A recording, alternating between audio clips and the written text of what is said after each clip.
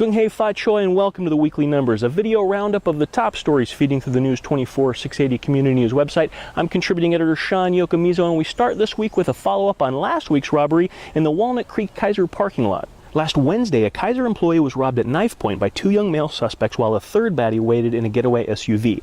This week, the cop managed to track the trio to Concord and arrested a 20-year-old woman and two male juveniles. Now, it's always good news when the cops catch up with the bad guys, but what made this a bonus story for me were some of the comments on our Facebook page.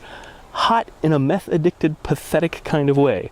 What you talking about, Willis? Well, I'm sure she'll end up on Match.com eventually. There was also some good reader interaction with one of JD's op-ed pieces about the current momentum towards the legalization of marijuana and asking for a show of hands of those who've inhaled.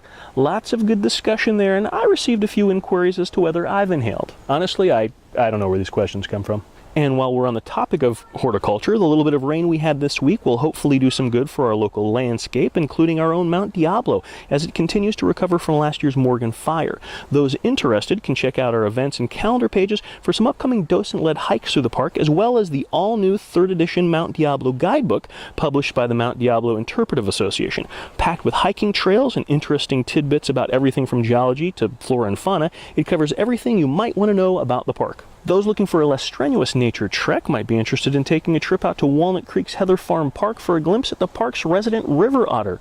See, much cuter than Sutro Sam, though no word on whether the otter has ever inhaled. From hot tweakers to Rastafarian otters, that's it for the Weekly Numbers. I'm contributing editor Sean Yokomizo, and I'll see you around the numbers.